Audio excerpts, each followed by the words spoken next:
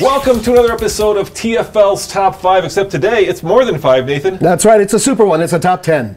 Top 10, and today's episode is a fun one because I bet you don't know a lot of these cars. And today's episode is top 10 cars that are American, but are not. That's right, cars that you may think are completely American, built in America. But they're not. But they're not. So, do you have any guesses for us? Put them in the comments below before we actually get going. Let's see how smart you are.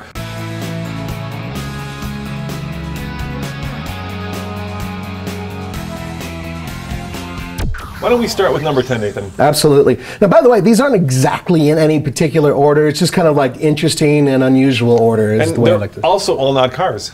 No, they're not, including number 10, which is the Ram ProMaster. That vehicle is built in Mexico. Yeah, so it's a European van, and European vans are red hot right now. Think of Ford Transit, think of the think of the Ram ProMaster. Right? Yeah. These are vans that were perfected in Europe, but in the case of the one that's sold here, it's built in Mexico. And why do you think that is, Nathan? Because it is a little cheaper to do so. That's right. It's a little cheaper to build vans in Mexico. Less expensive, I should say. Less expensive. That's what I meant. Less expensive. All right, number 9, and that's an easy one because it's right behind me. That's right, guys. It's the Dodge Challenger, and it's not built in the United States. It is built in North America, though. North America, yes. Where is it built? Canada. Yeah, it's built in Canada, and so is the Charger. So both of the classic American muscle cars are actually, hey there, are Canadian. Go Rush! Go Rush! Yay! Hockey! Now, an important thing we should talk about here is when we say built, we actually mean assembled, because if you look at a car's Monroney, right, the sticker, it tells you what percentage of that vehicle is actually the parts are manufactured in America. Now, we're not talking about that in this video. We're talking about actual physical people, workers. Final assembly. Final assembly, screwing parts together. So some of these cars, some of the parts may be built in other places, but they're put together on the assembly line here in America. All right, with that said, let's go to number 8. Number 8 is the Ford Focus RS, a vehicle that we are absolutely dying to get our hands on. Yeah. Where's that built? Germany. Deutschland. Well, where do you think they're going to make a hot car like that? Yes. All-wheel drive. And it's got a couple other distinctions, right? It's been in Europe for a long time, but finally it's coming to America. It's the ultimate forbidden fruit, and hopefully we'll get a chance to partake. I hope it's soon. The same thing happened with the ST. I mean, there's this hot car that we really want to get our hands on. And, oh, Europe, you can have it. Here, America. No, just kidding. Here's a... No, just kidding. So, finally, we're getting the Focus RS. I am really excited about that one. Now, this next one is, well, not exactly a huge surprise, and it's the Chevy Spark. Yeah, it's because it's a collaboration between GM and what used to be Daewoo, which is now part of GM.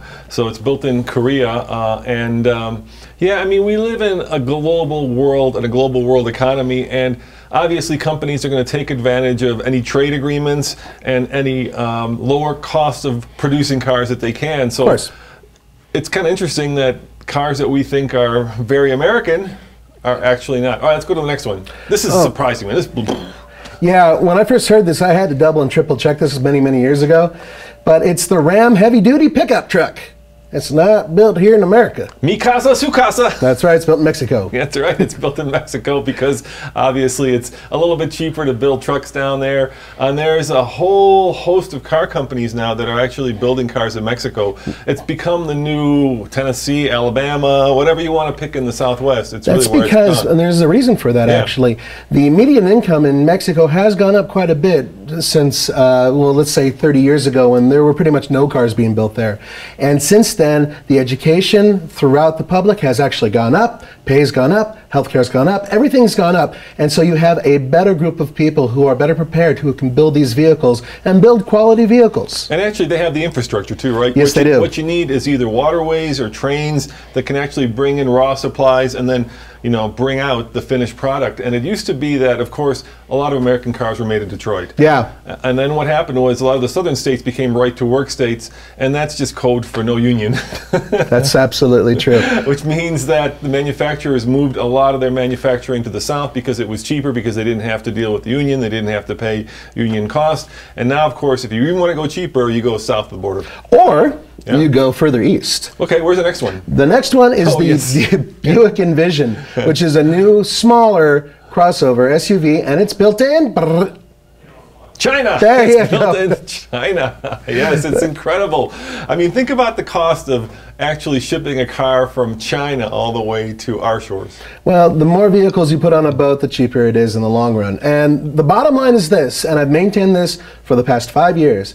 Manufacturing in China has gotten much, much, much better. They now are using the same technology we use right here, and a lot of their vehicles are very high quality compared to what they were building just a couple of years ago. Yeah, you know, I've been having that kind of argument in my brain about whether if a car is built in, let's say, someplace like China or Mexico, right? I have this built-in bias to American-built stuff, whether it's inferior just because it's built in a different country.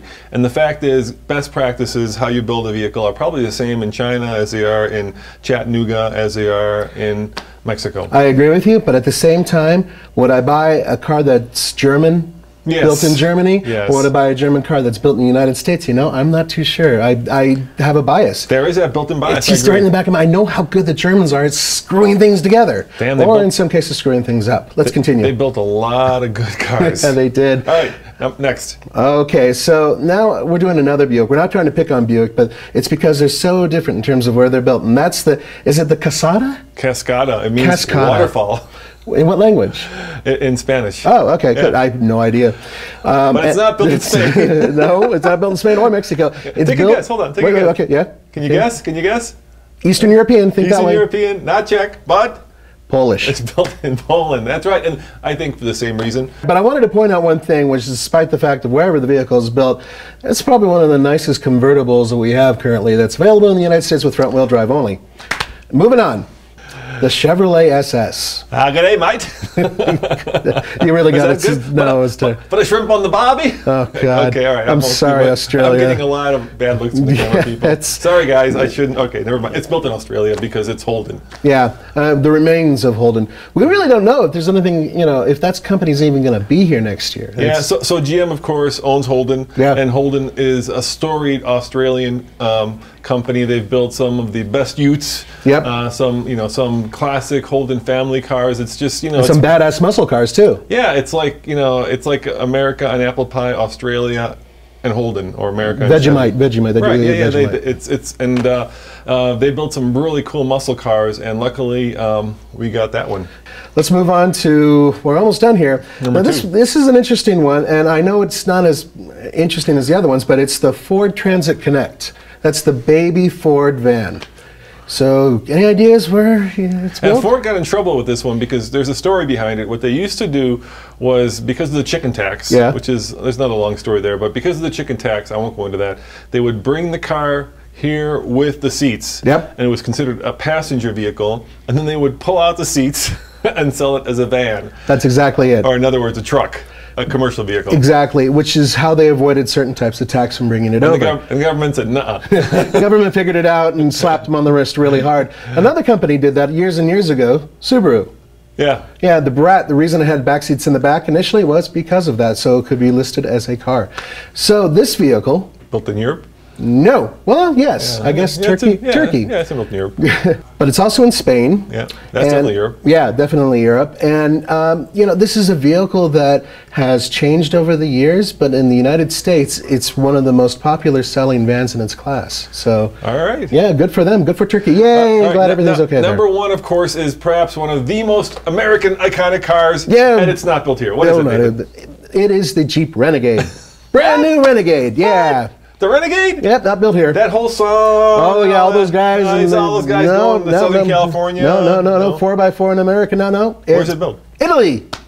That's a spicy meatball. That is a spicy meatball. Hard to believe, but true because of the partnership that, the ownership that FCA now has over Jeep. It's built in Italy. Yep, that's right. Now, for those of you out there who've had an opportunity to watch TFL in the past, we've driven several Renegades, and I like them quite a bit.